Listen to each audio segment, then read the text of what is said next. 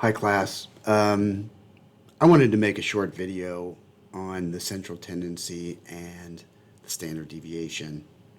So module 2, lessons 3 and 4. Just to kind of once again give you the big picture. This is what you need to know when you walk out, and that's for your life. Like, this is so common that you should know what this is, and I'll try to make it a little bit more intuitive.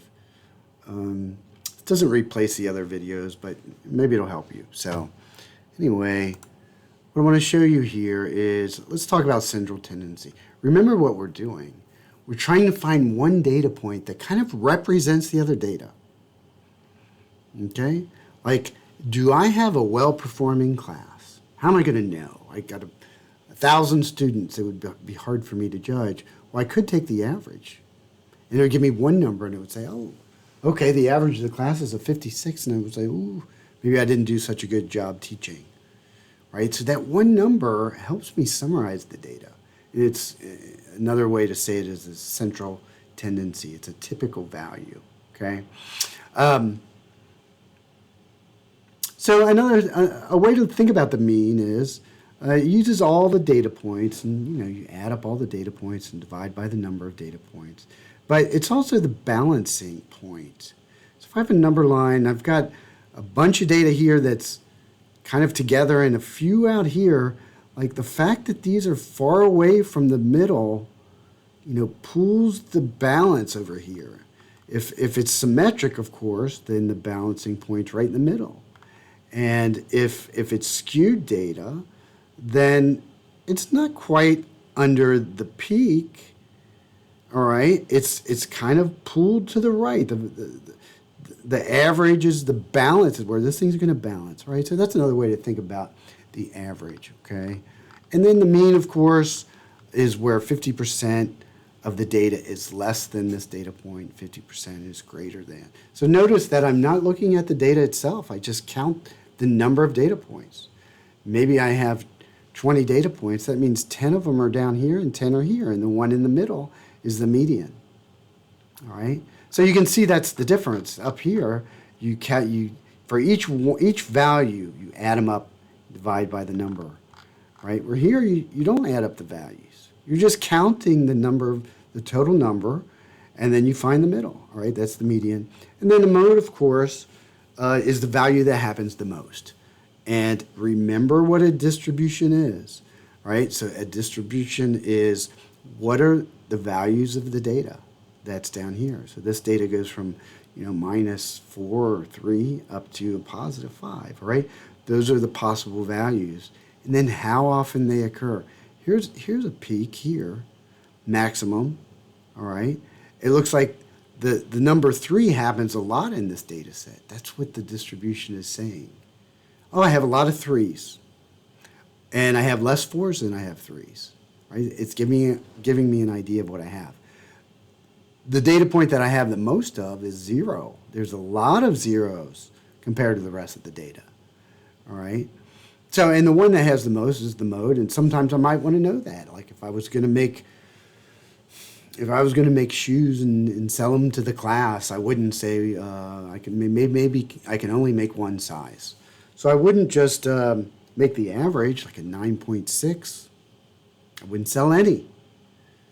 I would find out what's the mode, like what size are there the most. I'll make those and sell those.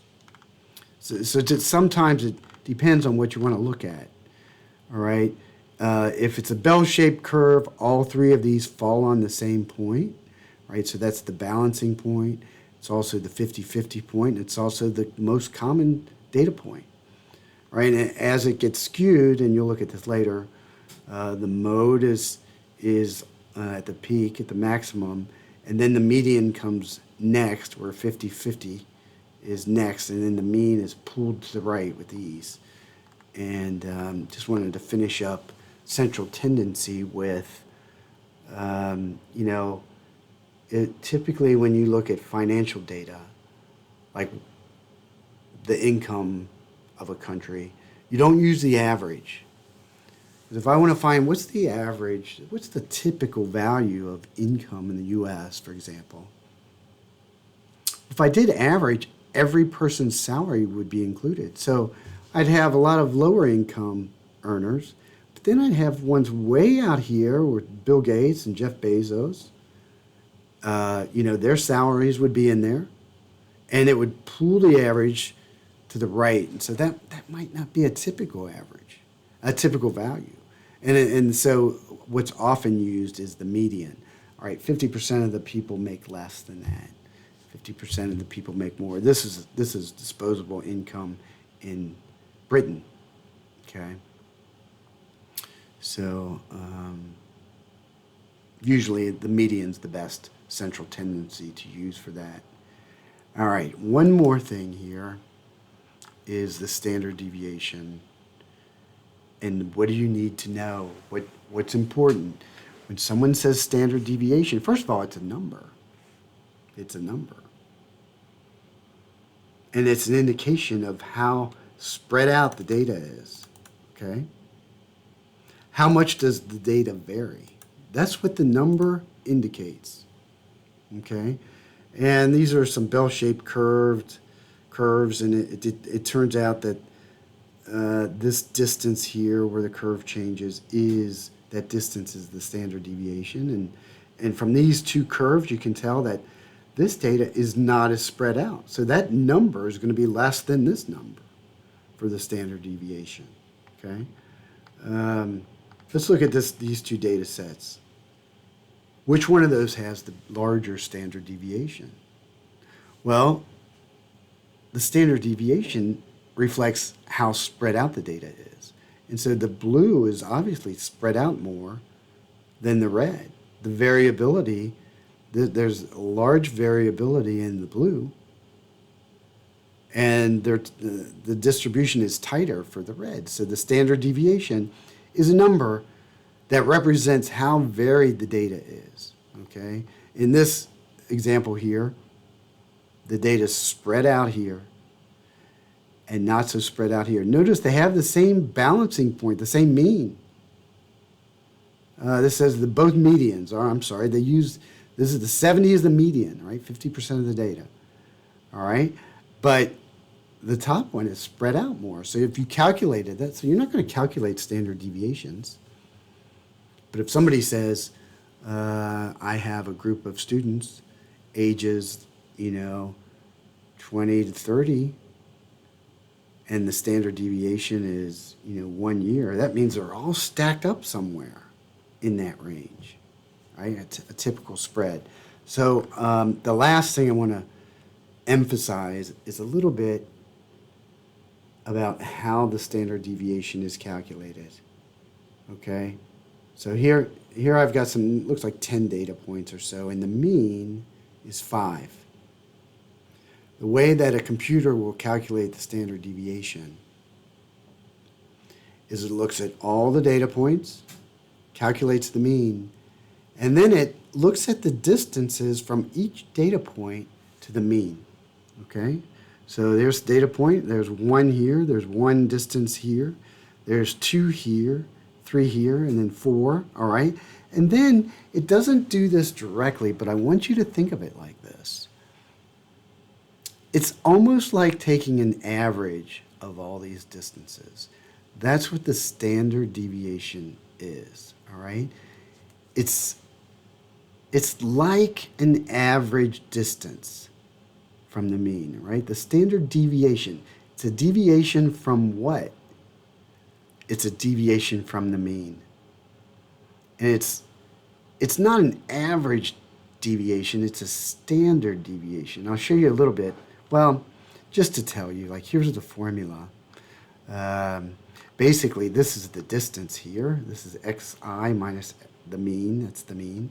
So you would take 1 or 2 or 4 and you would put it in here. Then you would square it and then sum it up and then divide it by n minus 1. When you take an average, you divide by the number of data points. For the standard deviation, you divide by the number of data points minus 1. All right, this the degrees of freedom. So anyway, you take these distances, you square them, divide almost by the number of data points, like an average, And then to undo this square, you take the square root, all right? So it's not really an average, but it's kind of a typical distance from the mean. And it's a number, it's a calculated number. So up here, like the standard, let's just say the standard deviation here is 2. That means out of all the data points, 2 is a typical distance from the mean. This standard deviation might be 1. And that just tells me that, a typical distance from the mean is 1. So, without worrying too much, at least in my class, I don't make you do all this by hand. Use StatCrunch to do that, and there should be videos on that. But I want you to walk away thinking, oh, if somebody says standard deviation, you say, that tells me how varied the data is. And if it's a large number, that means the data is spread out, okay? So anyway, I thought I would go over that with you. I hope that gives you an intuitive idea of what we're doing in these sections. We're doing descriptive statistics. We're trying to describe the data set. And the two principal ways of doing that are finding where the center of the data is, and then how spread out is the data from the center, and that's the standard deviation.